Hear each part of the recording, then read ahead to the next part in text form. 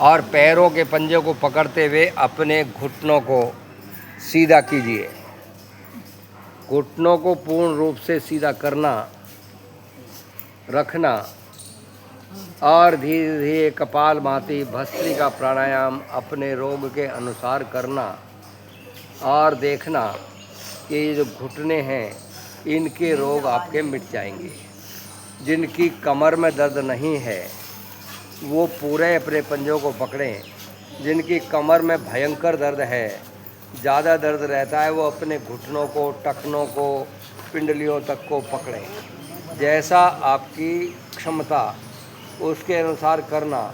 और जो ये भी नहीं कर सकते वो बैठ करके कपालभाति के शोर जरा थोड़ा आज ताकत से लगाएं और पूर्ण लाभ लेने का हम प्रयास करेंगे तो उसका लाभ हम ले पाएंगे। इसलिए पूरा अभ्यास करना।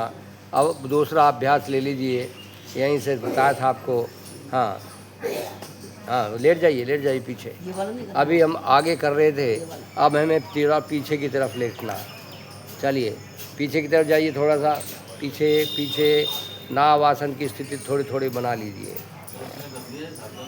नाव आसन की स्थिति बनाना, अपने शरीर की नाव को बनाने का हम प्रयास करें और उतने ही अपने सिर को उठाएं, उतने ही अपने पैरों के पंजों को भी उठाएं। उठाइए, पीछे की तरफ जाइए, थोड़ा सा पीछे, या बैठे बैठे पीछे हो जाइए ऐसे, और पैरों के पंजों को आप ऐसे उठा लीजिए।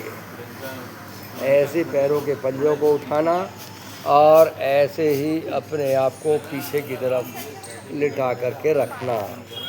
तो थोड़ा थोड़ा अभ्यास आप अपना अपना करते जाएं और हाथ घुटने के ऊपर रखना, घुटने के ऊपर। हाँ, चेहरे से किसी को धमकाना नहीं, चेहरे को नॉर्मल रखने का प्रयास करना और धीरे धीरे इन क्रियाओं को आगे बढ़ाने की योजना बनाना। आप सीधे बैठ जाइए, पैरों के बीच में फासला कर लीजिए और उसी क्रिया पे आ जाइए कि आपका वज़न मिटे।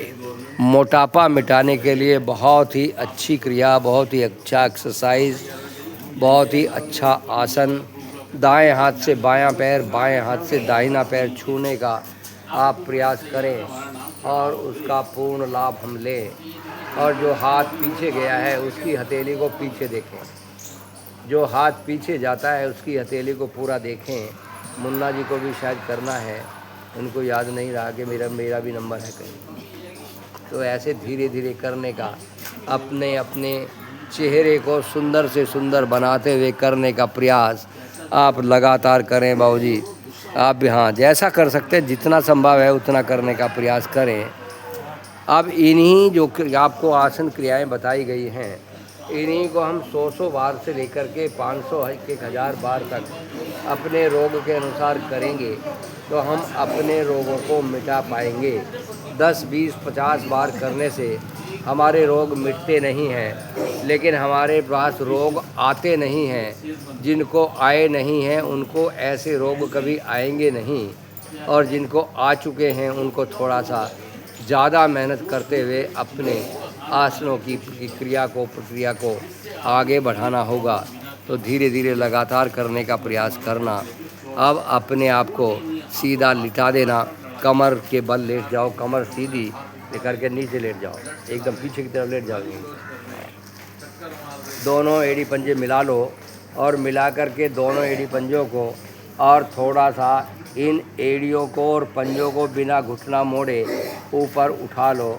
उत्तान पाद आसन अपने पेट के तमाम रोगों को मिटाने के लिए बहुत ही सुंदर आसन। हथेली ज़मीन पर जमी रहें तो ज़्यादा ठीक है, बहुत अच्छा रहेगा। तो ऐसे आप यहीं पर कपालभाति प्राणायाम का अभ्यास आप लगातार करने का प्रयास करते जाएं और देखेंगे कि हम कितना आहूत अपने आप को कर सकते हैं। पेट के तमाम रोगों को मिटाने के लिए एक एक एक्सरसाइज को लंबे लंबे समय तक हम करेंगे, उसका लाभ होगा। अब जिनसे ये ठीक से नहीं हो पा रहा है वो वापस आ गए हैं, वो अपने पंजों को पूरा उठाइए और 90 डिग्री पर ले जाइए। ऐसे कोण आसन पूरा कर दीजिए। हाथ की हथेली ज़मीन पर जमी रहें, पैर के एड़ी पंजे आसमान की तरफ हो जाएं और यहीं आप कपालभाति प्राणायाम करने का अभ्यास कीजिए।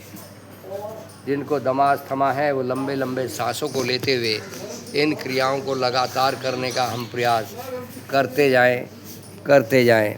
जिनको दिक्कत होती है वो अपने पैरों के पंजे भी मुन्ना जी की तरफ पकड़ सकते हैं। अपने पैरों के अंगूठे को पकड़ लीजिए, लेकिन शर्त यह है कि घुटने अपने सीधे रहें।